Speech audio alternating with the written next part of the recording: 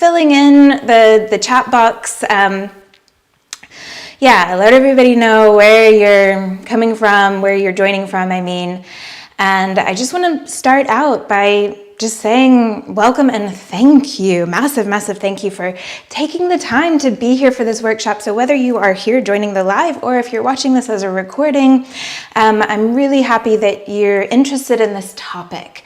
It's a topic that has positively impacted me in so many ways. And so I'm really happy that I get to share it with you today. And I want to just start off, just from the get-go, encourage you to watch all of this workshop, which I hope won't be a chore for you. I do intend to make it fun and interesting. But the first thing to know about the brain is something that I'm sure you know already, that it is, of course, very complex. And so as I'm going through, I may talk about something that doesn't totally congeal in your mind until I get to a separate topic later. So if you stick around and watch the whole workshop, then hopefully by the end you'll be like, okay, got it. And of course, the brain is far too complex to cover everything in this relatively brief workshop. So if you're interested in going deeper, then I'm just going to go ahead and let you know that I do have an 80-hour training for functional neurology, and I think I put a link to that in the description of this video. If not, whatever. I'll let you know what that is later on. But I thought, let's get started with some brain drills. So we're going to do a little exercise now.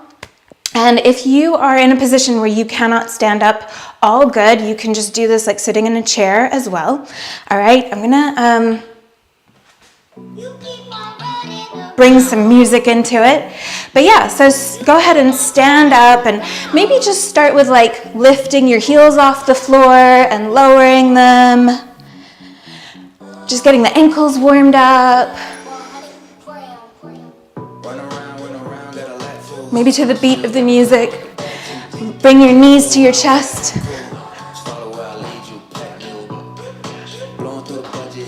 Just getting a little warmed up in the old body. Kick your heels to your butt. Maybe get a little boogie. Cool. Side bend. You don't have to go as fast as me if you don't want to. You can make this feel real good. I just can't help but want to dance, you know? Shoulder circles. Other direction. Wrist circles. Add some squats in while you wrist circle. Breathe. All right, and if you're standing up, can you stand on one leg? Just see how you could go there. Maybe keep a little boogie going if you like the music. How does it feel if you close your eyes? Can you still stand and balance on that one leg? If that's too easy, how does it feel if keeping your eyes closed, you move your head? Are you wobbling yet? Let's come off that leg. Try it on the other leg. So stand on that one leg.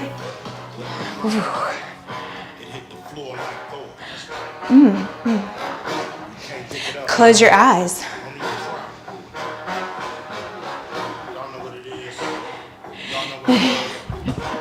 If you're not wobbling yet, move your head around.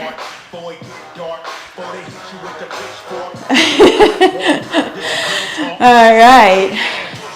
And let's just finish with a little boogie. A little twerk, maybe.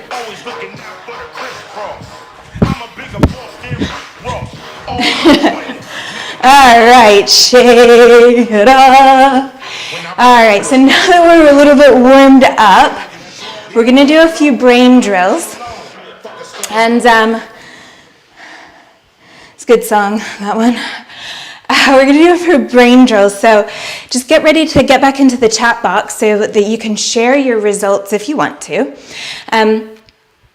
So we're gonna first, we need to test kind of our baseline. So we're just testing our range of motion. So maybe start with your neck and just kind of see how far you can rotate your neck side to side, where you feel maybe some discomfort or pain, or maybe it's just like this point where you're just like, I don't feel like it would be good to go any further than that. And that's what you're looking for, okay? And then you can test neck flexion, so bringing your chin to your chest and looking up. Just kind of see how you're feeling there, how far you can go, still feeling kind of comfortable where that point is where you're like, ooh. Shoulder flexion and extension, that's your next test. So see how it feels to go into flexion. How far can you go? Try not to let the ribs do all the work. Extension. And let's see how our hips are feeling. So maybe a hip hinge, so touching your toes, right? So just leaning forward into like our uttanasana that we would call it in yoga, right? And just see how it feels to go into that forward fold, okay? So once you've done that, maybe choose one or two of those that feel particularly sticky or uncomfortable or difficult, right? And then our brain drill is we're going to rub kind of hard on any scars that you have. And keep in mind that as far as your brain is concerned, also tattoos are scars.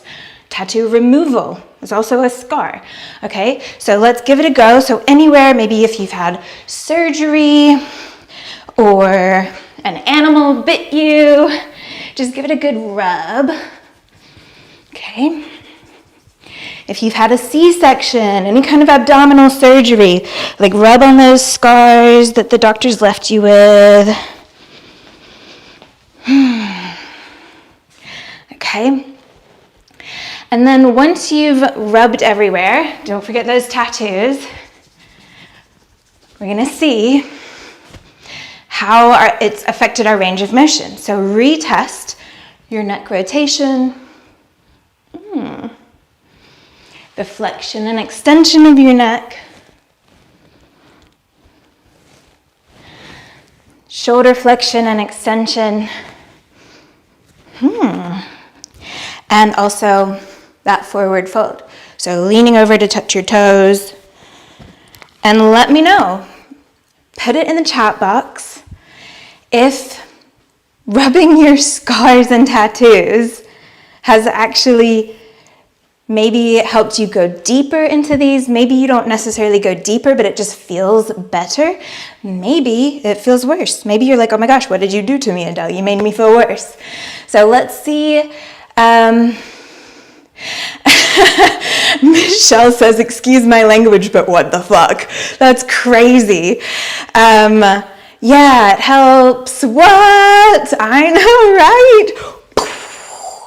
So keep sharing, guys. It feels better. What sorcery is this? Big change in forward fold for Livia. All right, so do you guys want to, we'll do another couple, okay? So please feel free to keep adding into the chat box. Yeah, your results. Kim says that neck felt better, but shoulder flexion kind of went, which is really interesting. Less tension in the shoulder. All right, so what we'll try next, because we have different sensory neurons, different neurons that are responsible for picking up and sending to the brain different types of sensory input. So we're going to do the same thing. So going back to our scars, but this time you're going to gently kind of pull and stretch your skin around the scar and see how your brain responds to that.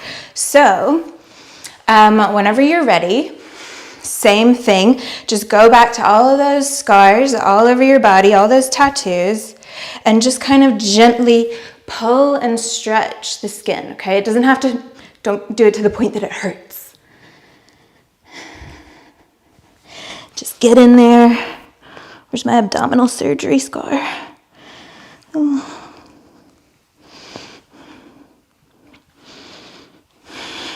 Yep. And same thing, whenever you're done, I can just imagine some of you out there, like you've had a very adventurous life and you're like, I'm not done yet. I've got like 80,000 scars, but whenever you're done, just retest. Same things, neck rotation, flexion and extension. And like, my neck flexion is like, now. Shoulders and hips. And I'm just bringing my foot there because I'm aware that I disappear if I do that. But, and again, share your results. Did anybody notice that the gentle pulling and stretching of the skin made a difference for you?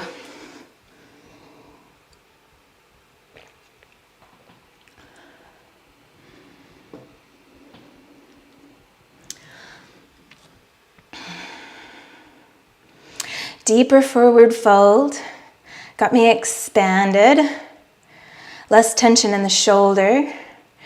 Yolana says, yes. Lymph drainage, cool, nice, that always feels good. And that works for me too. So Angeline has asked a very good question, yes, but isn't it because we've warmed up? And so this is why it is important just to take that into account, and why, you know, maybe it's worth taking this away with you and keep trying different things, of course. But the idea is that even if part of it is a little bit of warming up, also like your brain potentially feels safer. So this is all the stuff that I'm going to go into in this workshop. Livia's forward fold continued to improve. Deeper shoulder flexion from Kiara. Neck feels better. And the thing is, Judith, maybe it's because of this. Maybe it's also because of there's something else that your brain just went, oh, I like this. I feel happier now. I feel safer now. And we did the initial test after the warm-up. So, all right, let's try one more, okay? So once again, we're gonna retest, okay? So you've got a new baseline. So even if you're like, oh, I'm feeling a little bit more warmed up, we're just gonna do flexion now, okay? So again, see how your neck flexion feels. See how your shoulder flexion feels. And if you're skeptical, then I understand, believe me. I understand. I'm always just like, is it though? See how your hip flexion feels. All right. Then when you feel like, okay, this is not just because I'm maximally warmed up and you feel satisfied that this is your baseline, you're going to take your thumb. We're going to do a little vision drill. You want to keep one thumb in vision, okay? So no seeing of two thumbs. And you're going to cross your eyes as you bring your thumb towards the bridge of your nose. So you have to work hard. I want you to feel like you're working hard in your eye muscles to ensure it's okay if the thumb is a bit blurry, if you've lost focus of it, but just one thumb. And breathe. And then let go. Close the eyes. We're going to do two more like that, okay? So reset, thumb out as far away from you as you can. Slowly bring it in, making sure you only see one thumb. Go as far as you can. Breathe. And if you're starting to feel like headachy or dizzy or something, then take it back a notch. That's a sign that your brain does not like it. But just trying to feel a little bit like you're working with your eye muscles, right? And again, just release that, close your eyes, maybe reset. We're going to do one more.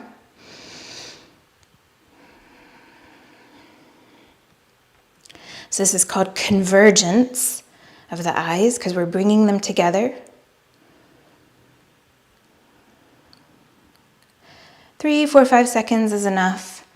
So let that go. And once again, retest all of those flexion points. So neck, shoulders. My shoulder liked that. Hips. And let us know. Let us know. Aviv says, sorry, I feel like I've got new access to parts of myself. Yeah. And a small change from Helga, but it could be because you do it for the third time. For sure, yes, always question it. Anna, a scientist here, I'm curious in quantifying the difference in mobility. That's a great question, Anna. I wasn't paying close enough attention prior to rubbing and pulling to know if it really works. So yeah, absolutely. If you want to get really scientific with it, then take, for example, the rotations. You could always just make sure that you're standing in the exact same spot and notice how far can you see to each side. You can also film yourself, compare the two videos side by side. But a lot of it, in all honesty, I think it's great just to kind of feel like, I don't know if I went deeper, but I just feel better. So the flexion felt smoother, huge difference. My shoulders just keep going and going. Super cool. Huge change in the shoulders in flexion. Yeah, so it sounds like a lot of you are getting really great results. And Stephanie is skeptical. I love it. Please, feel free to be skeptical because I have been right there with you through years of studying this neurology. But we'll move on with everything that I want to share with you today. And hopefully as we go through, you'll feel less and less skeptical. So these drills that we've done, these are just 3 examples of literally hundreds of different ways that we can kind of tap into different areas of the brain to improve range of motion, which is what we did, but also get better balance, have a greater sense of calm or focus, or feeling more powerful, feeling stronger. We can increase our speed, all sorts of things. And also we can decrease the disempowering feelings like fatigue or pain or dizziness. Some of you have put in the chat box that some pain that you were feeling went away or dissipated. And the reason this works, the reason that we can do something like improve your neck mobility by rubbing on a scar on your ankle is because of the brain and what we're going to cover. So first though, let's just discuss what is a skill. What is a skill exactly? Because that's why we're here, right? So a skill is, for the purposes of this workshop, I'm defining it as a learned ability acquired through training and practice, meaning it could be a handstand or a backflip, but it could also be playing a musical instrument, meditating, reading, speaking, literally anything that you had to learn because you couldn't do it as a newborn baby. And because everything that we do and think and feel is an output created by the brain, all the skills that we achieve and improve at are thanks to the brain changing, right? Everything we experience in life is because of how our brain received information and interpreted that information to then create the output that we see. So, when you're training skills without taking into account all of the ways that your brain might help you or hinder you in that skill, it's like being in the passenger of a car, right? You're not really in control. You're just along for the ride. You're going to see where it goes. And this is why we often get stuck in second gear. Sing it with me. It's like we're always stuck in second gear. Da, da, da, da, da, da. Anyway, so have a think now. have a think about maybe some challenges that you might face in reaching a skill. And forgetting about the brain for a second, just think about like what traditional approaches we might take to get closer to that skill. And so I think a lot of you here are yoga teachers. And so you've probably done some anatomy training. And even if not, you know, even if you've never done any kind of formal training around anatomy, you've probably paid close attention to how your body moves, what happens when you achieve a skill versus when you can't seem to get it, or why one movement creates pain and another movement doesn't, right? And we do all of this studying so that we can move better and feel better, right? We want to increase performance and improve any concerns that we have, as well as avoiding risk of future injuries or pain. And we do this to improve our overall lives. That's what it comes down to ultimately, right? We're just trying to be better so we study and we learn and we pick up cool tips from people on Instagram or podcasts or whatever, right? But perhaps the reason you're here is because you're like, yeah, okay, I've used up all the drills and techniques that I've learned and I'm still stuck on this skill. Or maybe like you've noticed that guy in the yoga class that you go to and he's been going to yoga for years and he still can't touch his toes. And then he's like on Instagram and he's like, okay, practice and all is coming. Practice and all is coming. I'm still just reaching though. Why can't I get it? I've been practicing. The reason I wanted to put a magnifying glass on this is because a lot of us, you know, we've done all the courses and the trainings that have given us like so many tools, great tools for sure, but we often haven't been taught how to tailor those tools, particularly to the nervous system. And appreciating that everyone's nervous system is different as well. This is why the chat box isn't full of everybody getting the exact same results, right? From the drills that we've just done. But listen, if you keep on looking for answers and you're not getting the answers, then maybe it's time to stop looking for answers and start checking if you really understand the problem. Because what we mainly see are tools that are about adapting the tissues across the movement world. Or it's like, oh, just keep on practicing, just keep on getting in the reps.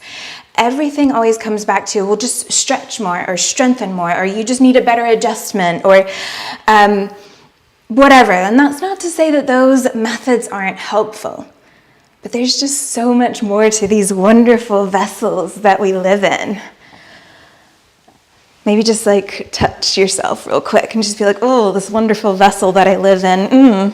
All right, so something that I want you to take away with you from this workshop, if you don't remember anything else, our skills, those things that you're working on, our tissues, muscles, fascia, tendons, our habits, our perception, these are all under the control of the nervous system.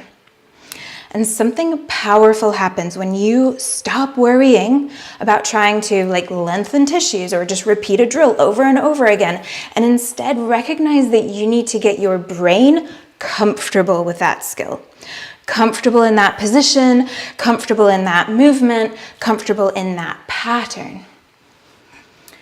So, yes, the body will adapt, but only if the nervous system allows for it. Maybe write that down. If you're like, okay, Adele's been talking and I still haven't written anything down yet in my notes, write that down. The body will adapt, but only if the nervous system allows for it. Okay? This is super important to understand. This is why a lot of people will get results from a neck down approach. That's a kind of phrase that I'm going to be using in this workshop. Neck down, as in not taking the brain into account. A lot of people will get results, right? That's why these drills and exercises that target the tissues exist, because their nervous system allowed for that adaptation. But when the nervous system isn't recognizing a change as worthwhile or important or safe, or it's just not getting the signals from the rest of the body at all, then it's like hitting a brick wall to just keep on trying to use those traditional techniques. Okay? So,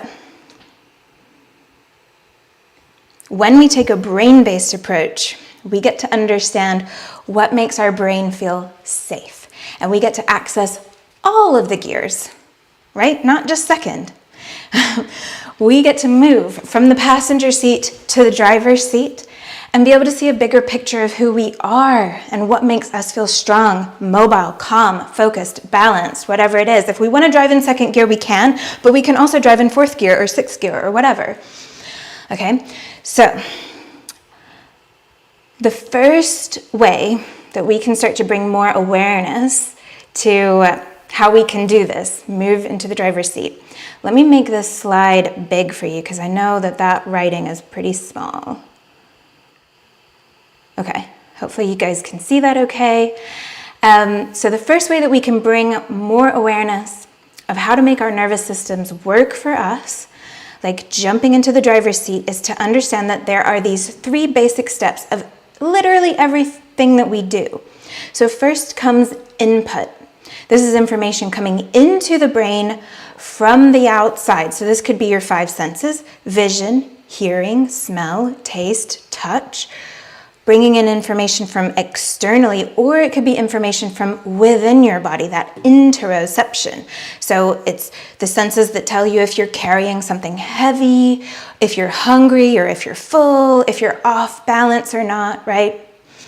And then the brain, technically the central nervous system, which is the brain and the spinal cord, but for the purposes of this workshop, I'm just going to say the brain.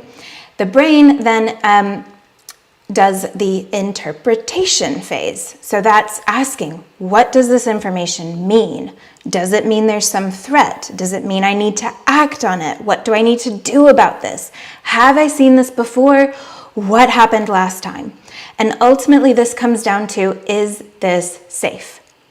So, for example, how many of you have a cat at home with you right now? Maybe put your cat's name in the chat box if you have a cat. And if you have a cat, just imagine if you felt something soft and furry brushing against your leg, your brain is receiving that input, right? The sensation of the furry softness, and it would interpret that along with memories of like, oh yes, I do have a cat, and maybe the sight of the cat itself and all the other information, and it would interpret that as safe, right? The output then maybe would be a smile or a, oh, Mr. Whiskers, or a movement to go and pet the cat, right? But now imagine, what if you didn't have a cat and you felt something brush against your leg? The interpretation of that same sensation would be quite different, right? And therefore, the output would be very different. You would jump, scream, be like, what the fuck? Right? So, input, the things that we sense, that information coming from the world and from our bodies up to the brain, that's part 1. Interpretation, the brain's decision-making process of what this information means. And then we've got the output. That is movement based on your brain's interpretation. Your brain's number 1 job is to keep you safe. So throughout all of this, your brain is just like, safety, safety, safety. And so this is where a lot of blockages will happen. If your brain decides there's something threatening about this, then the output, movement typically, but it could be a thought or emotion or pain, it's not going to be so great, right? But what most people look at is this last part. Let me make it big for you again. That output. That's what most people focus on, right? That's what a lot of movement practices focus on. We look at the output, the movement, or where does something hurt, and we try to work on the movement or work on that part of the body. We try to adapt the movement or the tissues. How many times have you, I don't know, you've had shoulder pain, and so you're like, oh, let me go to the massage therapist and get my shoulder worked on. And when we don't get results that we're looking for, we might hear something like, well, you're just not trying hard enough, or practice more, or maybe this just isn't for you, right? But what a brain-based approach asks is, can I look at the input and the interpretation to create a better output? Okay, so for example, I think probably a lot of you saw a video of mine that I put on socials that had a bit of this in it. And yeah, in it, I was showing you how I lost my pike press. Even though I've gotten stronger over the last few months, and I'm hypermobile, so I don't lose flexibility, there was a blockage. And I got it back by doing that same vision drill that we did earlier, actually. And this is because there was something in that interpretation phase of me putting my hands on the floor and leaning my weight into my hands to try to lift my feet up off the floor that was creating a threatening output. And my brain was like, nope, you are not safe to do this. So I considered the inputs. What information is my brain perhaps not getting that it needs to get? Okay, so going back to this slide, the brain-based approach says, instead of focusing on the outputs, what if I look at the inputs? What if I look at the gaps of information that my brain isn't receiving?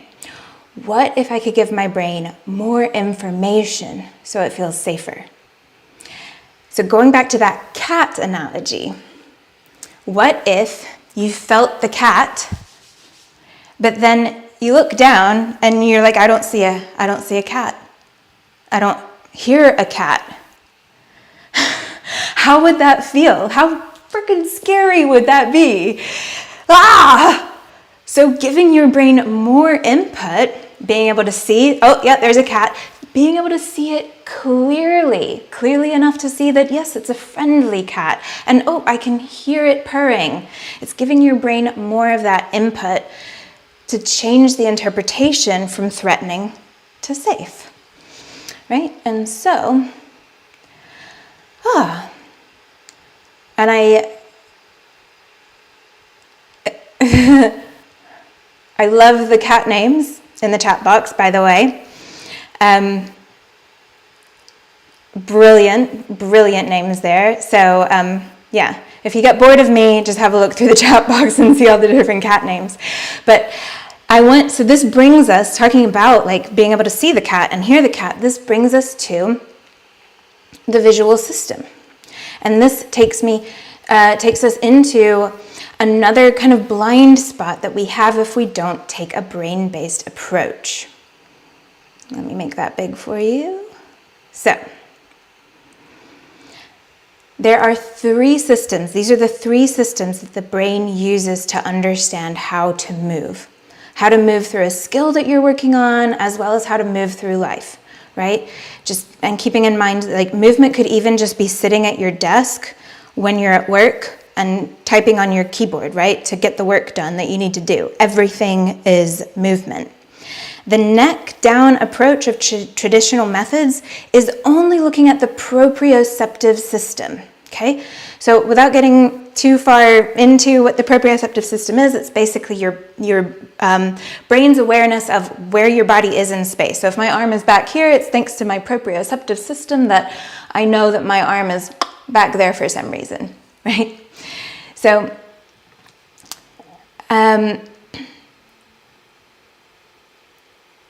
So I like to think of it as like your proprioceptive system is like the politicians that are like the representatives of certain districts, right?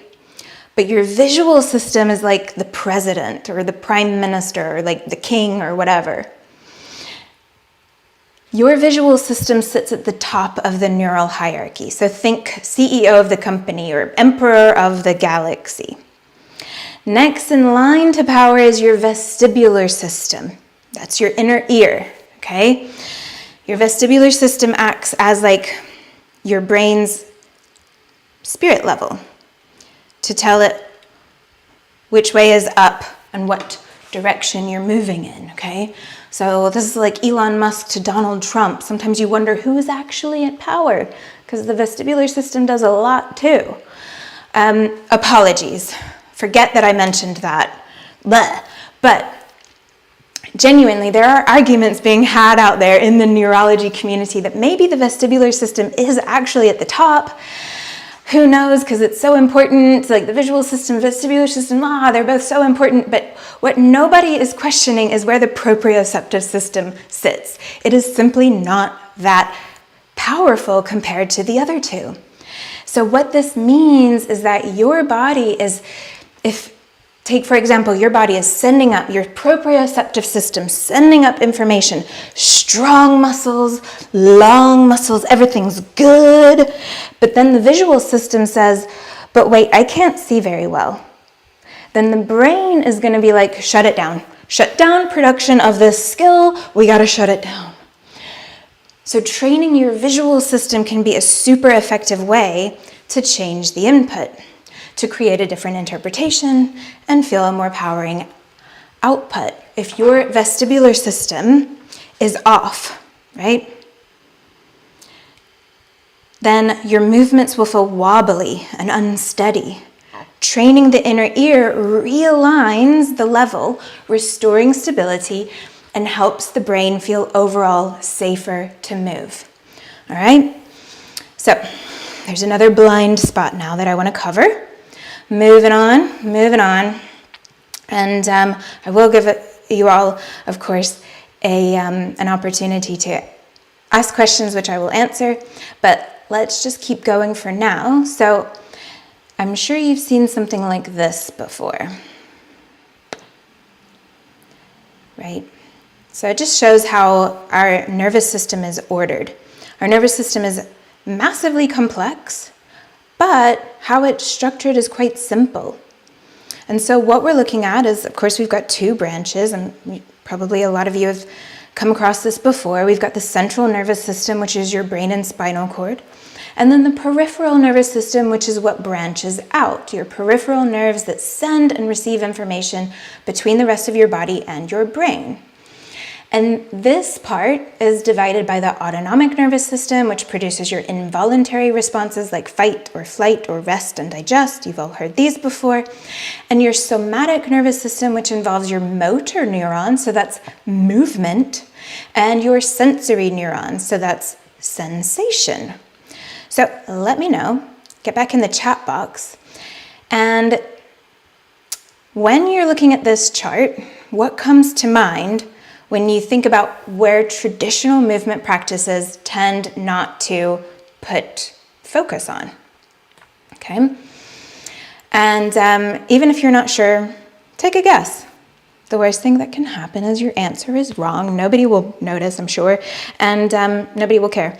And any uncomfortable feelings that arise from that wrong answer are just your brain interpreting it as a threat and giving you a disempowering output, but it doesn't mean you are actually unsafe. And you can just remind yourself, I am safe to hazard a guess and maybe guess wrong. All right, so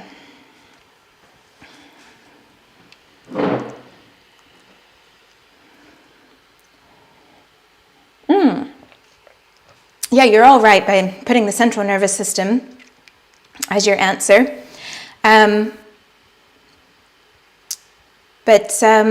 Yeah, people traditionally focus on movement, autonomic. Yeah, keep writing your answers in. Yeah, Jenny's got it. Not so much focus on sensory. Yeah. So I think I made a slide. Yeah. You're all kind of right in your own way, essentially. But what I wanted to focus on, and maybe you guessed it given the two of our drills that we practiced earlier were around that sensory information, right? Is, yeah, this sensory, that blind spot is our sensory information that the brain receives. So, as we saw earlier, so many of you saw a change, a positive change in your range of motion thanks to adding sensory input to your scars. And I saw somebody in the chat box wrote, what if I don't have any scars? It still can work even if you just rub whatever. That was just one kind of way to look at it, but you can also rub your whole entire body, for example.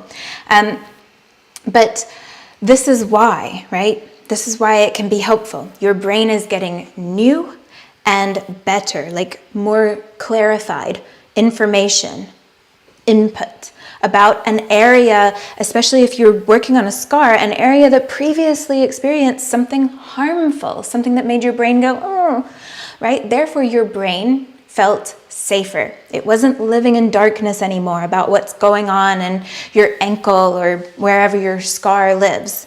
And so the interpretation went more from threat to safe, right? And so, yeah, let me know if you have any questions at this point. We're about halfway through, I reckon. And if you don't have any questions, then just take this moment to reflect on everything that's been covered so far, or just maybe reflect on, I don't know, something else. And while I wait for the questions to come through, I'm just going to read what's in the chat box already. Just make sure I didn't miss any. There's loads, actually. There's loads. Kim has mentioned, I was unsure if I felt a difference in these test and retest brain drills in the beginning, but the more I added them to my practice, the more I noticed differences, yeah. Let's see, cat names. How does the hierarchy change with those with visual impairment? Does the vestibular system strengthen? That's such a cool question, Anna. So yeah, absolutely. That's the cool thing about the brain, is it will always adapt to whatever it needs. So you've probably heard of the SAID principle, specific adaptation to imposed demand. So if the visual system is impaired, then absolutely, the brain will adapt to get more of the information that it needs from elsewhere, but that might be worth taking into account with your movement practice, for example. Like, is there some way that I can give my brain more information that it's not getting from the visual system because of an impairment there, right? So does vestibular balancing help with motion sickness? Ooh, that's a great question. So yes, it's always going to be dependent on the individual, right? But absolutely, I can tell you from my personal experience, I used to be one of those people, like if I went on a road trip or something like this, I would always be like, sorry, but I got to sit in the front, because if I sit in the back, I get car sick, I'm going to vomit all over all of you. And when I started training my vestibular system, I just don't get car sick anymore. So absolutely, it's very powerful to train the vestibular system. I always have the image of the 5-point star that shrink down in every articulate according to culture. I don't know what that is, but it sounds like a really... But with awareness, we can change the direction for expansion. Yeah, absolutely. Awareness is key. Awareness is always the key to change, right? Does it not matter where we rub our skin? If I want more leg or core awareness in inversions, should I rub the legs? Ooh, great question. So it just depends. Probably the answer to a lot of the questions that come through might be, it depends. But that's why it's worth just trying it, right? See how your body, your nervous system responds to adding sensory input to your legs, and see how it responds to rubbing somewhere else. So Angelina's asked, can sensory be stimulated through sounds aside from visual and feeling? Yes, so it's not the sensory cortex, so to speak, but yes, you can absolutely play around with different sounds. One of the things that I sometimes play around with is when I'm doing my yoga practice, I put one AirPod in. I don't do it so much anymore because my brain has changed. But what I used to do is I would put my AirPod into my left ear because I had slight hearing loss from when I was a baby. I had meningitis. And then I'd put an ear plug into the right ear, so I was blocking as much sound as I could. So I was only getting sensory, that I'm hearing, into my left ear. So yeah, you can play around with that, absolutely.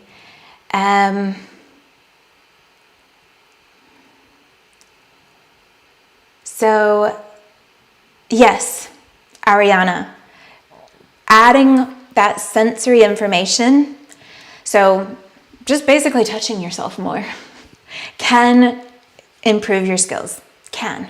Might not always, but it can. And safety is the goal, yes. So how are the brain drills more effective in terms of healing? Somatic or meditative or psychological or emotional healing. So Bryn, what you have to remember is technically everything is a brain drill. Everything that you do is going to do something in your brain, right?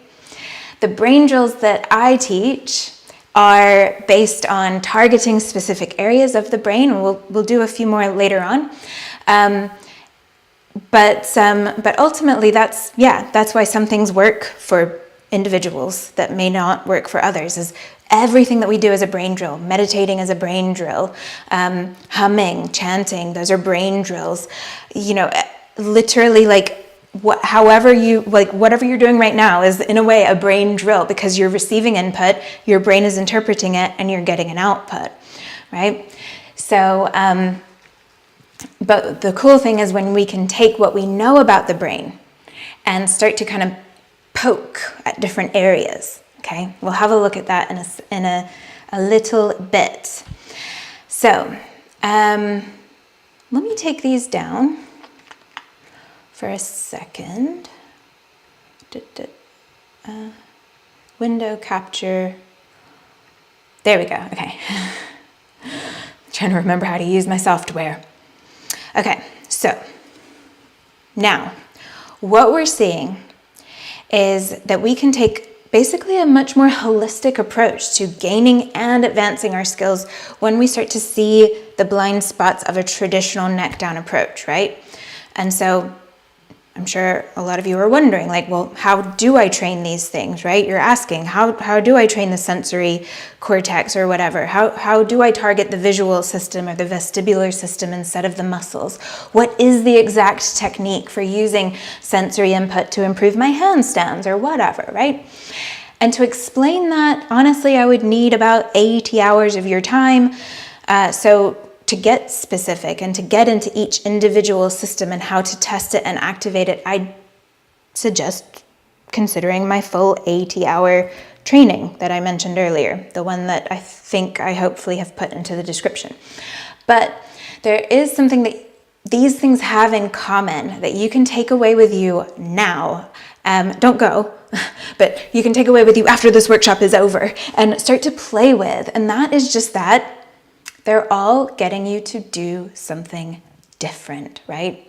They're just different to what you normally do in a typical movement-based practice that focus just on muscles, right? You can start to think about the input part of that pattern and start to see how you can change your way that the brain is getting information. Change the way your brain is getting information. So just change what your eyes are doing, where they're looking, where they're focusing. Change the position of your head as you move through your practice to activate the vestibular system. See what helps and what makes it worse.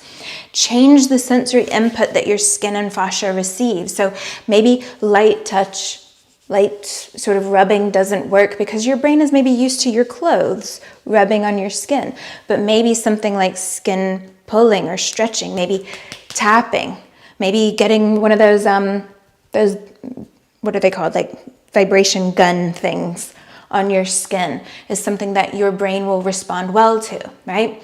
And as I mentioned, you can absolutely play around with sound. You can play around with taste, smell, see how it feels to like take a whiff just on one nostril or something of some essential oil or something that's kind of noxious, like ammonia or something, and see how it changes the input that your brain is receiving, and therefore lead to different interpretations from your brain and therefore different outputs, right? So change something, maybe what your eyes are doing, the way that your head is tilted, and see what happens if you add different types of sensation to different areas of your body. It sounds kind of dirty, doesn't it?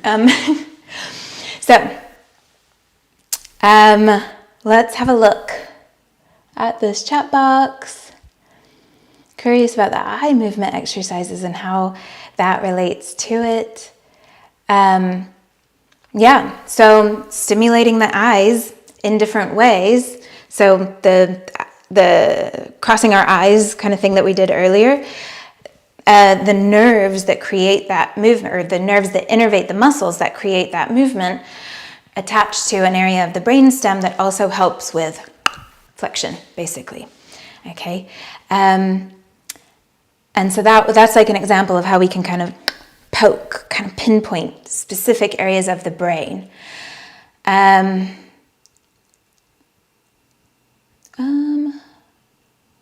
Okay, cool. So let's do another.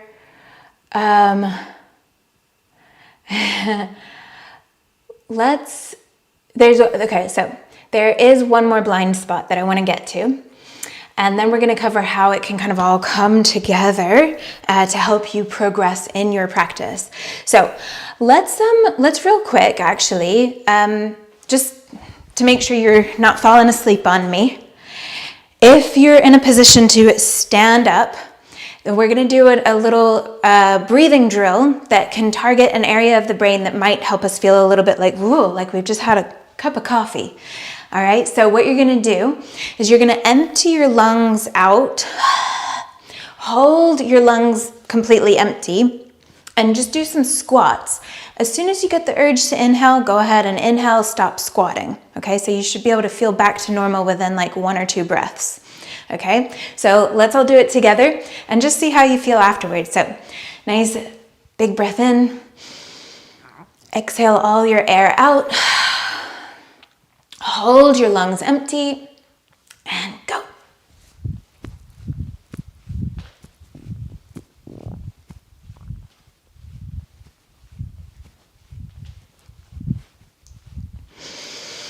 Once you feel that urge to inhale, go ahead and let yourself breathe, and hopefully you feel like a nice little surge of energy there. And I am throwing a lot of information at you, I know, but that's always there for you if you need to just wake up a little bit. And remember, you'll have access to the recording of this as well, so you can always go back and watch it again. And I'm going to do my best at the end to like really make sure that I answer all of your questions. All right, so let's move on though. Could we have done the vestibular system? Oh, Angeline, let me answer that question real quick. So she's asked, could we have kind of stimulated our vestibular system without even realizing it? Absolutely. Your vestibular system is stimulated right now, but as you're walking, when you turn directions, anytime your head moves, anytime you're moving, your vestibular system is activated. We can just activate it in new ways and be more, bring awareness to how we're doing it. Okay, let me get my slides. Is that it? Yes, okay. So, all right. No, make it big. There we go. Okay, so this blew my mind when I learned about it. So you're probably aware that how we've got like different areas of the brain, right? We've got like the amygdala that creates those super primal emotions like fear, right? And we've got areas of the brain like the prefrontal cortex, which allows us to use logic and plan ahead. So for example, if you're emotionally triggered because somebody cut you off in traffic, right? And so it made you feel the urge to do something like road ragey at them, but you pause and you're like, okay, I'm just going to make the decision to keep driving because I know that getting angry at them isn't going to make them a better driver, right? That is your old brain of doing things like creating an emotional reaction, and your new brain overrode. It's like, nope, not going to do that thing, right? I feel the emotion, I feel the reaction, but I'm going to override this. So that's one of the roles of the new brain. But how does this relate to movement? So you have two types of movement. You have voluntary movement and reflexive movement. So voluntary movement is reaching your arm out to grab a glass of water and bring it to your mouth. It is lifting your leg in yoga to put it into tree position. It's grabbing a barbell with your hands and straightening your legs to do a deadlift, right? But voluntary movement is only about 10% of your brain's output when you do these things. The other 90% is reflexive. Reflexive movement is the stabilization of your muscles when you reach your arm out to get your water, to stop you from falling over. It's all of the little stability muscles that work to keep you balanced as your leg moves into that tree pose position. It's all of the muscles that activate that you're not consciously in control of. These things happen automatically and involuntarily. You're not even aware of it, right? And these are the functions that give you your posture when you're not consciously thinking about your posture. They're what keep you breathing when you're not consciously thinking about your breathing. 90%. And most people train what? They train voluntary movement, which is 10%. That output portion, right? Input, interpretation, output, only 10% is what we're consciously thinking about. So a brain-based approach to movement goes, can we focus more on the areas of the brain that create these reflexive movements and train those areas to do their job better? Does this make sense? So let's say the area of my brain that helps with extension, we're going to play with that in a second. So that like opening up, back bending kind of movement, that's extension. If it's not doing its job properly, if it's inhibited for whatever reason, and then I go to do a deadlift where I need those extensor muscles to work to help me pick up that heavy bar, then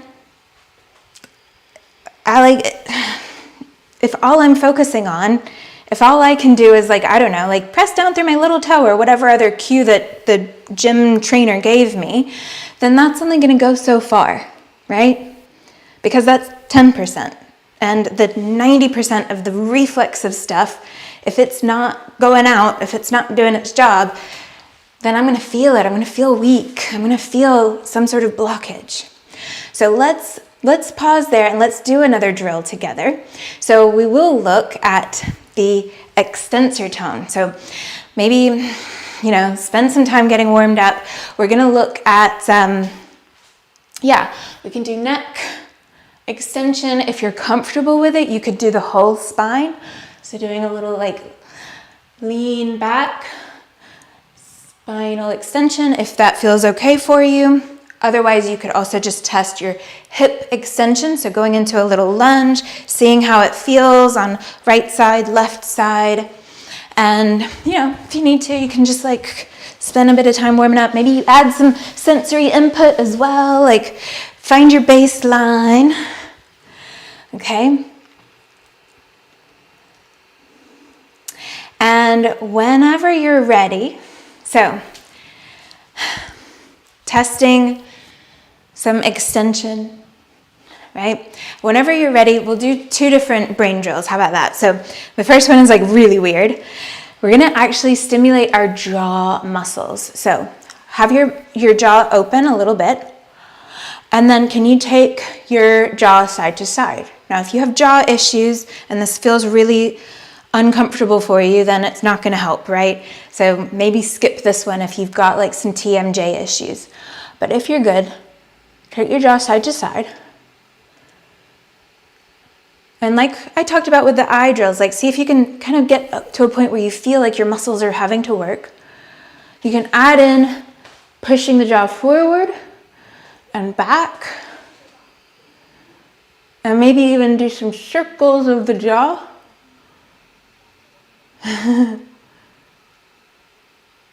Other way. You could even do a figure 8.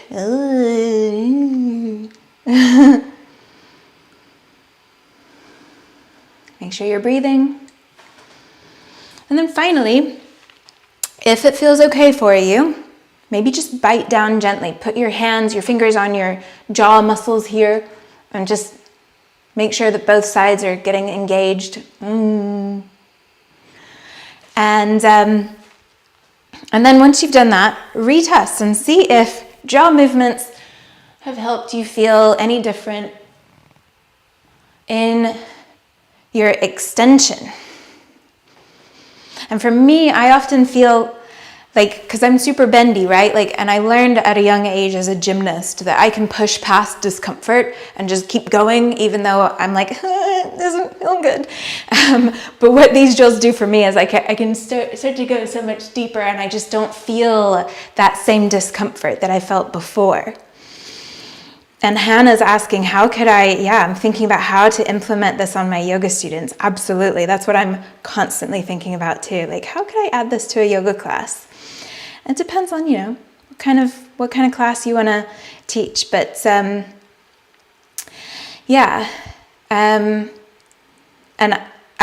and Andrea, I've got tons of drills to improve flexion, but as I mentioned, I can't, we're only here for about, an hour and a half or so, so I won't be able to just give you everything. I need 80 hours to give you everything. Did the jaw drill, did the jaw movement change the extension for any of you? Let me know. And then we'll do a breathing drill also for that extension. What's the connection between jaws and extension?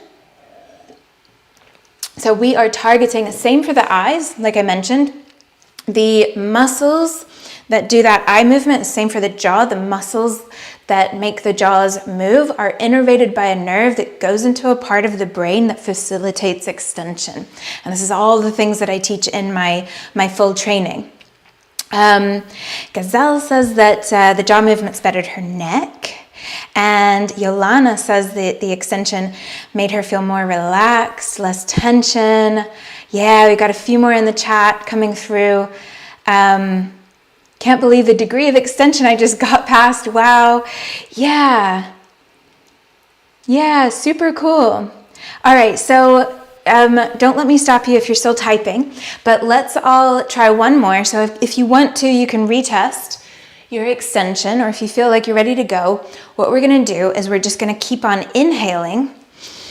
And whenever you're like, I can't breathe in anymore, you're just gonna keep on breathing in and more.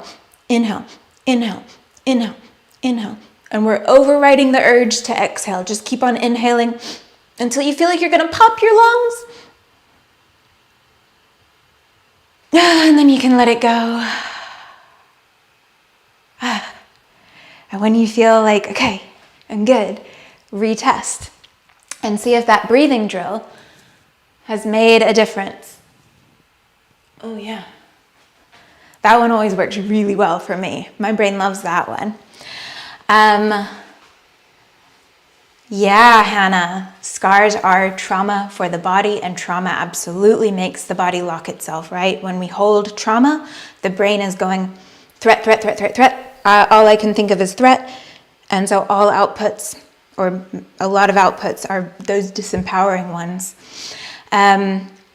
Wow, completely felt less stuck and more safe to move farther and catch myself with the eyes. Yeah, cool. Whoa. I love all of you just putting in the chat box just like sounds. Breathing helped for the camel pose. Amazing. Breathing drill made a big difference for my back bend. Yeah, cool. Keep it going. Keep it going. Let me know.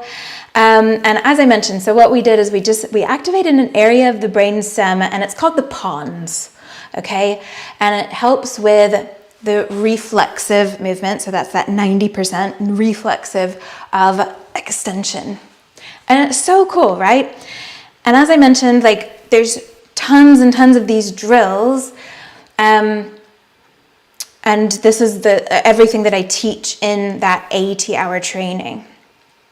All right, so we've covered the blind spots. Now let's see if we can put all of this together in relation to what's called neuroplasticity, right? So I'm sure you've all come across this term before, and of course neuroplasticity has nothing to do with plastic.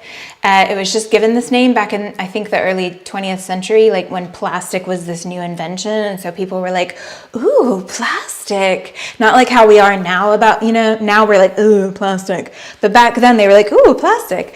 And so some neuroscientist was like fascinated by its ability to change and adapt, and so he coined the term neuroplasticity.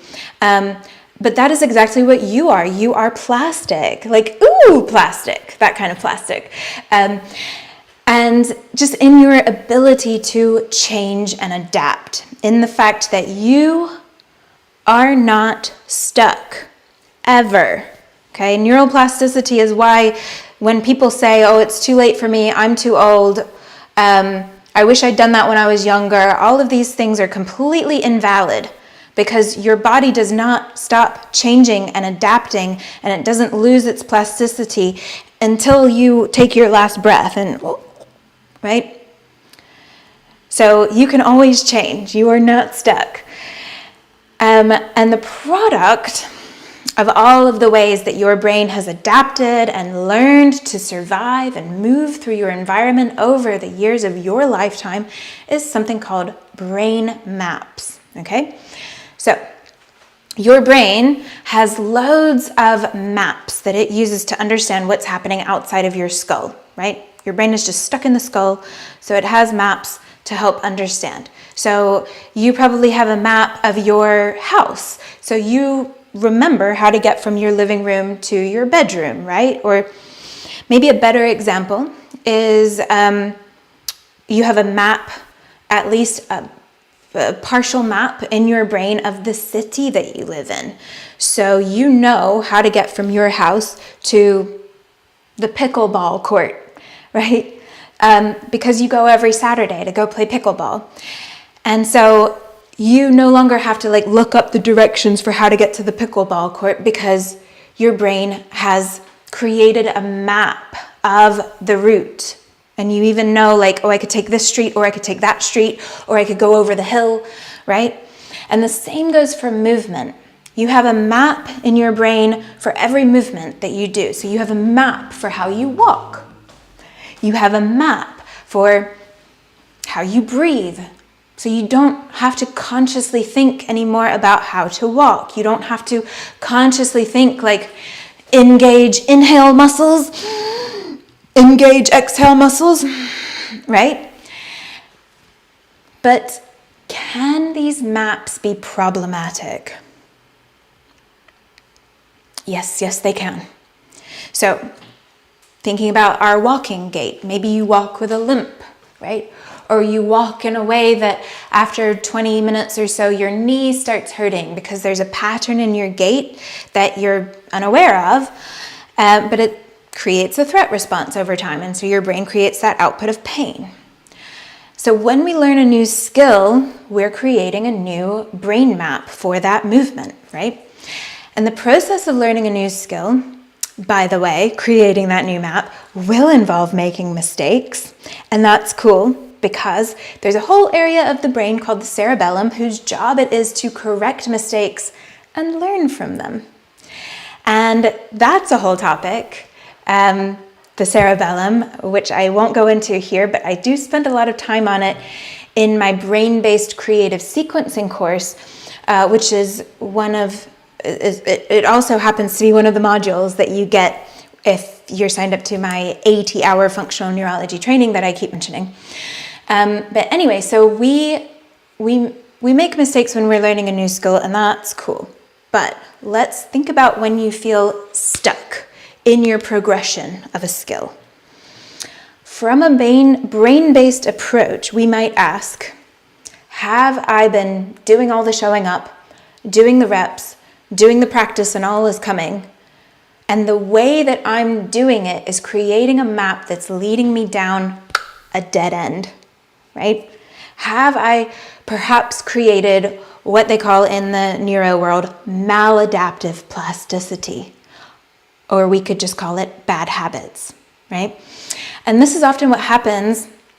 So when we just keep like trying to do something, but we're not doing it in the way that needs to get done. And a great example that I often see is when people are kicking up to a handstand, right?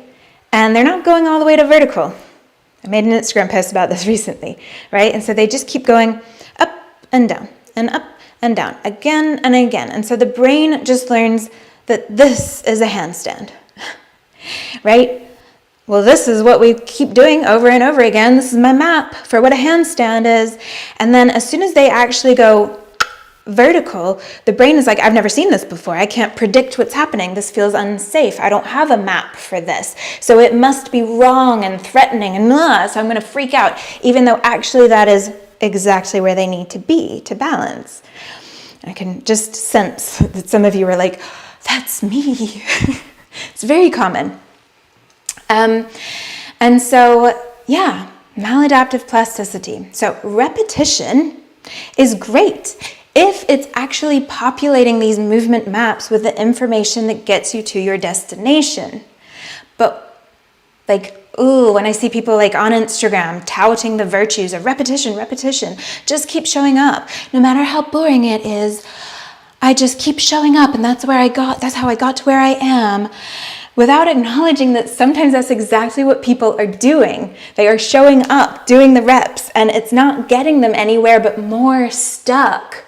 It honestly baffles me why more movement professionals aren't studying neurology, but I digress because you're here learning about neurology, so thank you.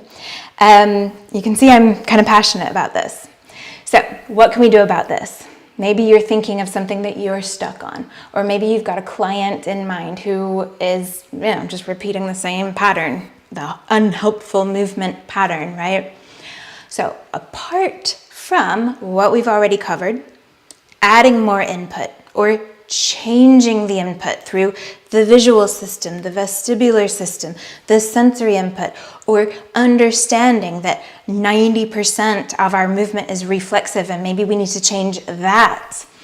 We can also break it down, okay? So there's something called neural chunking. And this is just the idea that maybe what we see, right, is this. And I hope that you're doing this with me now. This wave movement. Can you do it the other way? Oh. But what your brain has to do to make this happen is lifting of the shoulder, lifting of the arm, flexion of the wrist, flexion of the fingers, lowering of the arm and shoulder, extension of the wrist, and so on, right? It's dozens of joints moving in sync, in a sequence, in order to create this overall movement, okay? And then, of course, there's all the things that are happening reflexively that we're not thinking about, like all of the stability muscles working to make sure that we don't do this to the point we knock ourselves over, and what our eyes are doing, etc. Okay? And so it's similar to how it's easier to remember a phone number if it's chunked, okay? So let me make sure you guys can see that, right? When we give out our phone numbers, we'll do it in smaller chunks of numbers, right? Instead of just there it all is, because it's easier to remember, it's easier to understand it. And so, as it says, we can apply this to movement too, to understand the role of each joint, yes, and each system of the brain, to ensure that each component is doing its job, okay? And this is nothing new. You've no doubt done drills before, and that's what drills are. They chunk out one aspect of a skill So for example, one of my favorite drills for handstand is having people handstand so that their back is facing the wall, quite close to the wall, and just having them focus on the fingers gripping into the floor to pull themselves off of the wall. If you've been to, I think some of you here, I see some familiar names in the chat. Some of you have been to my handstand retreat, so you've done this a lot. But yeah, so you're just honing in on that one area of the body and how it's meant to work in the overall skill of a handstand, right? So nothing new, but a brain-based approach includes, of course, not just the joints and the muscles, but what are the eyes supposed to do, and how can we train the eyes to do their job more effectively? What's the vestibular system's role here? And where could it be failing to do its job? There's other areas of the brain as well that I don't have time to get into, but just looking at, well, like I've talked about, the areas of the brain that deal with reflexive stability, so the cerebellum, the brainstem, what's their role? And can I see signs of them not fully activating? Is there maybe a peripheral nerve? So one of the individual nerves that branches out from the spinal cord to help with that finger flexion, talking about the little drill that I mentioned. Is that nerve not able to do its job of sending or receiving signals between the brain and the muscles or the skin? Could I work on that nerve? And finally, there is one more aspect that we have not touched on yet, but there is your belief about the movement. So maybe this feels fine because you believe that it's funny and silly and harmless. But what about a handstand?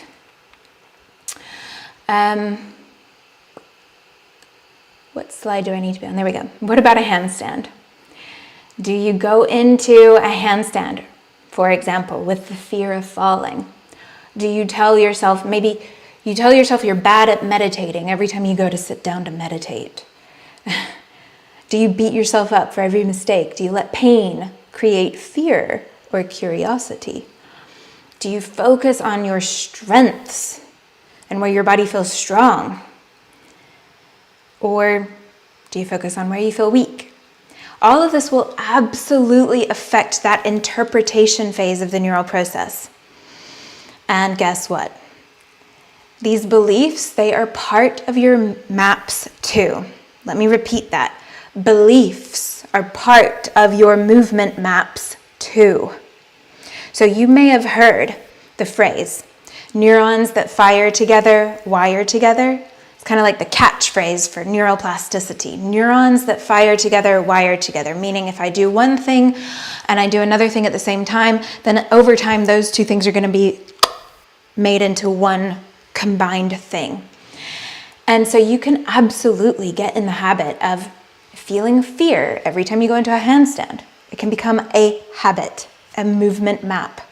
You can get in the habit of just focusing on how weak and low on energy you feel every time you step onto your yoga mat. And you could get into the habit of being like, oh, I really don't want to be here, or whatever. But you can also get in the habit of enjoying challenging moments. You can get in the habit, you can create a habit where you automatically think, it becomes automatic, right? Automatically you think, I am strong enough to do this every time you go to do an arm balance. You can get in the habit of believing that you can learn and apply and share all of this and all of the details of neurology that I've shared here and that I share in my full training, that can be a part of your life, right? You can get in the habit of believing that. So every single one of your beliefs about yourself and your body and your mind, your abilities, they are all created by these maps set by neuroplasticity, changing your brain to believe those things. And I think that this is the most powerful thing of all, right? And this is where I believe that we can all, each of us as individuals, can do so much good in this world. not just helping to change our own beliefs, of course that has to be the first step, but then also helping others see that they can do it too, to play a role in creating a world where more of us feel empowered through this understanding of how our brain works. That the threatening output that we might get, pain, anger, anxiety, feeling stuck, can absolutely be changed by changing our inputs, changing our beliefs. Knowledge is power, right? Okay, so I am going to check the chat box. It's been a second since I looked at it. But really quick, while we're here, while I'm on a roll, let me just mention a few more details about the full 80-hour training that I've mentioned a few times already. And I do appreciate you being here and listening to me for this long. And I appreciate also that times are tough, times are uncertain. Okay, so if you do decide to do this training, then boom, I have a little 20% off code for you if you decide to book. And it says for the next 48 hours, but I'm going to be honest with you. I think the code is going to last longer than that. I can't remember what I set it to for when it expires, but yeah, just forget that 48 hours thing. I'd be happy to give you the 20% off at any time. Because yeah, you're cool. So the code is brains and savings. Maybe I should have put a space in there to chunk it out. It's brains and savings. So what you'll learn from this training, just in case you're interested, if you're like, I'm considering it.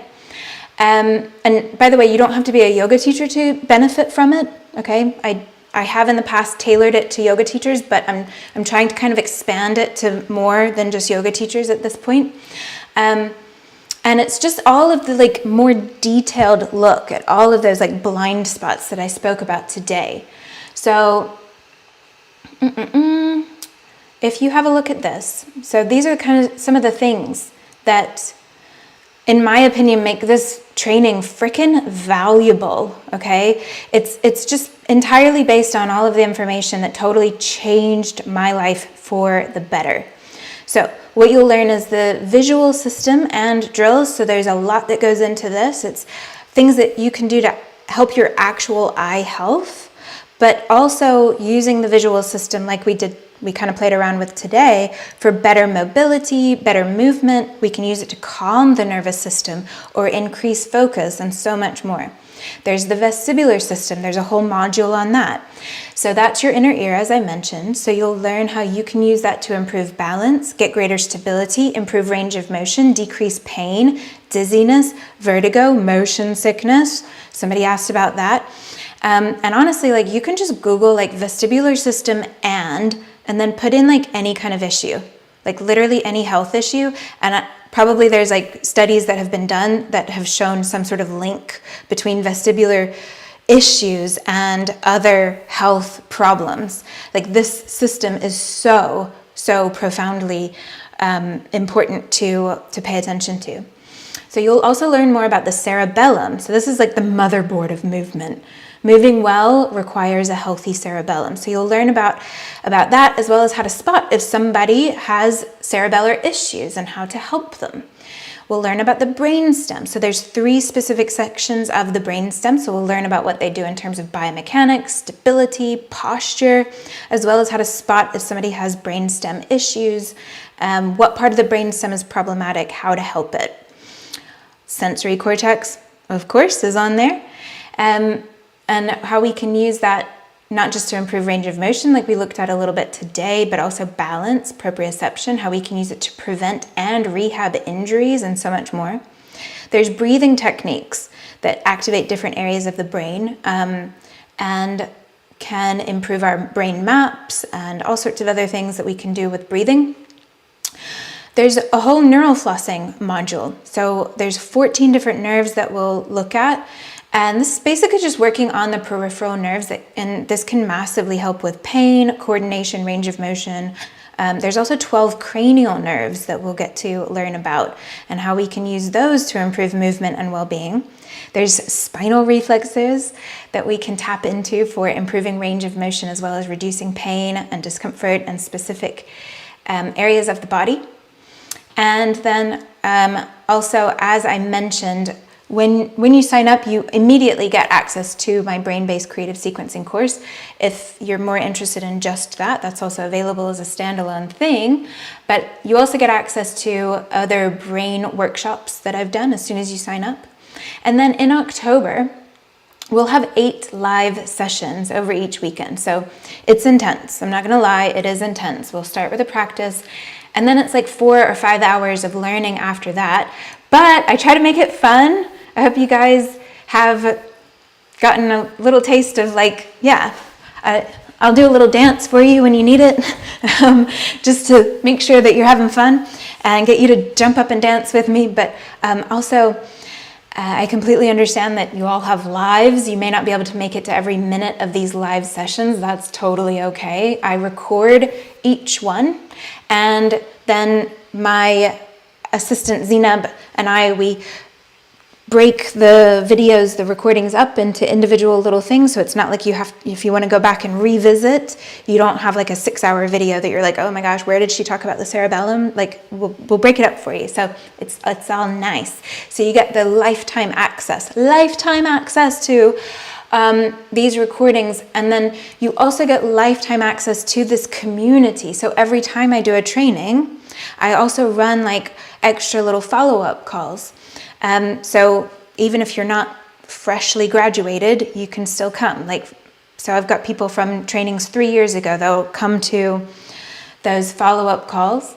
And you also get broken up into a little small group of people with a dedicated mentor. And the mentor is just somebody who's been through my training already. So there's a couple of people here. I saw Jessica is here, Gamma is here. They've been these mentors in previous trainings. And this just means you get to join in again, also for future trainings if you want to, obviously for free. And so ultimately what you get is like this ever-expanding resource library and access to a community of fellow brain lovers and an endless supply of brain-based information and techniques to help yourself and others feel better. And finally, because this is a question that I get asked, and then I'll stop talking. But what I cover in the course is how to use these brain-based techniques, both for group classes, so in a more generalized way, as well as how you can use them just on yourself or on private clients, so tailoring the drills to an individual unique nervous system. So let me know if you have any questions, y'all. Let's go. Let me put that one back up. Chat box. Wow, okay. Let me scroll up. Okay. This really resonates. I'm so happy to hear that. And Sanity is doing the same thing over and over again and expecting different results. Yeah. It's challenging to get the nervous system students comfortable. Silly drills, threats. Oh, that's a great question, Anne. Anna Moyer, you have some amazing questions. Yeah, so really good observation that sometimes if you like one of the drills that, jaw figure 8, that might make people feel more threatened than anything else just because they feel stupid, right? And there's so many ways around that. I mean, one way around that is just to not do it, right? Because there's so many other ways that, like, I've given you a crumble of drills that you could use for extension. There's so many other things like the breathing drill, right? That feel more yoga-fied, right? But also depends on how you present it as well. Fear of falling, I feel like that's my biggest blockage. I haven't figured out how to override it yet. You're not alone, Yolana. Oh, hi, Ursula. So powerful, interesting. I love this. Now, every time when I do my handstand, there's always Adell's voice in my brain saying, fight for it, fight for it. Hell yeah. Belief matters. Negativity bias plays, yes. Amazing. Okay, so question about the course. Is it a live course or recorded? So there's like, I think about 20 hours of material that you get as soon as you sign up. And that's all obviously pre-recorded stuff. But then in October, it's live. But if you can't make it to the live sessions, then you can watch it as a recording. And it's useful to go back and revisit the recordings as well. Olivia's here. She did the training. And she said it totally changed my understanding of movement. Amazed by the effect these simple exercises have. Any assessments of where the blind spots are? So with the blind spots, I was just using an analogy that like when we don't take into consideration the brain, we've got kind of blind spots. So I feel like, sorry if I've misunderstood your question, but in terms of assessing blind spots, that's kind of beyond the scope, like literal blind spots, that's beyond the scope of this workshop. I'm so happy you're going to sign up, Jenny. Gamma's here. The training has helped me open up the blockages so I can see different perspectives of life. Super fun training. Thank you, Gamma. So Alexandra has asked, do you do one comprehensive neurological training or a series of courses? So yeah, so the 80-hour training is like the big thing, like you get everything. But as I mentioned, like you can do, if you're just interested like in the cerebellum, that's I cover that not fully, but a lot in my creative sequencing course, because a lot of like creative sequencing is about novelty, and novelty is really nice for the cerebellum. I've got like a workshop that you can buy separately on more of the breathing drills that we did and stimulating different areas of the brain. So I have kind of like some standalone things, but with this 80-hour training, you just get access to all of it, as well as 6 months free of Move with Adell, my membership site. Can we teach brain-based training to a person who doesn't believe it? Does it still work? Yeah, I think so. Because, well, I'll tell you, for myself, like some of the drills, they are so out there. I go into it thinking like, there's no way this is going to work. I almost don't want it to work. I want it to be confirmed in my mind that like this is just way too out there. It's way too far-fetched for it to possibly work. And then it works. And I'm like, neurology. So I can tell you, even as somebody who goes into it hoping that something won't work, it still works. The goal of the conference is to spread proper research and information. Oh, I think I'm looking at a conversation that I'm not part of. So interesting. Thank you. Thank you. Wonderful information. I'm so glad that you're all inspired by this. Marina says she's going to sign up. Yay. And also, let me just say, if you are like, I think I want to sign up to this training, but you're not sure, like, just get in touch with me. Please let me know. I understand that you might have questions. I understand that you might have, you might want some more information. So please, like, I'm happy to hear from all of you. I meant yourself. You learned all this. What's the timeline and schedule of the training? When does it start? So Alexandra, so you can sign up whenever, but I recommend signing up sooner rather than later because, as I mentioned, you'll get a good like 20 hours of material that you can go through at your own time. But then the live sessions are in October. I have had people join this training before that they didn't go to a single second of the live, and they caught up with all of it as a recording afterwards. Some people prefer it that way. I talk really slowly for some people. And so they like to watch me on ×2 speed on the recording, for example. Or some people want to be able to pause and like write their notes and go back and rewind. So yeah, but we'll be live in October. So it's every Saturday, every Sunday, in October, so 4 weekends in a row. It's 6 hours on the Saturday and 5 hours on the Sunday. And there's any amount that you can join live, cool. Like all the time I have people that they're there for the first 3 hours, but then they have to go, they watch the rest as a recording, no problem, right? So I hope that answered your question. And yes, Angeline, my website is in pounds, but if you prefer to pay in your home currency, I can send you an invoice in that currency. It just means, basically, it means that I get charged with the international fees instead of you. So I'm just being really nice, and I'm going to take the hit on the fees instead of you. But I can sort that out for you if it makes you feel better. Really interested in this, the whole knowledge that you suggested, but for the moment I won't be able to finance it. Yeah, so if you're looking at the price and you're like, no way, email me. Let's talk about it, because I'm happy to do whatever I can, whether it means that you pay over like 10 or 20 installments. I do also offer scholarships. So if you're really, really interested in this, if you're like, oh my gosh, I really want to do this, but I just don't see it happening finance-wise, talk to me, okay? Get in touch, because I don't want to like be a gatekeeper of awesome information just because you live in a country with a weak currency or something like this, you know? Let me just check if there's any other... Oh, okay. It wouldn't let me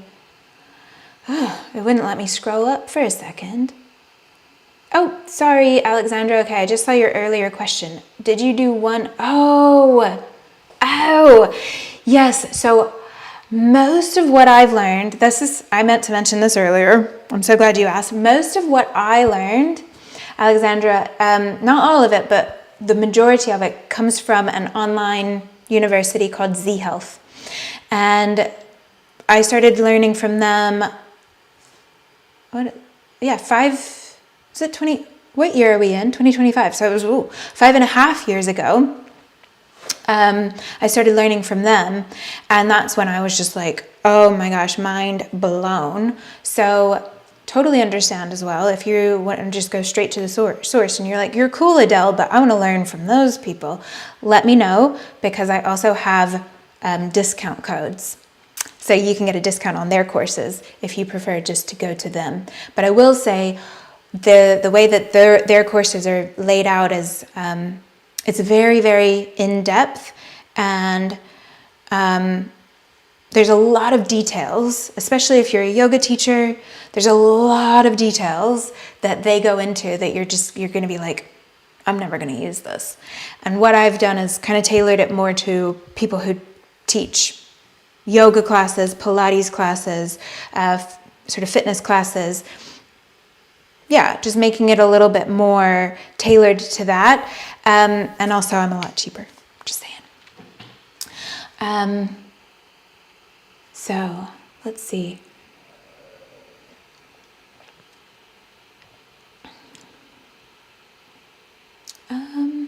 Guys, if you asked a question and I'm not seeing it, just put it in the chat box again, so it'll show up at the bottom and I can make sure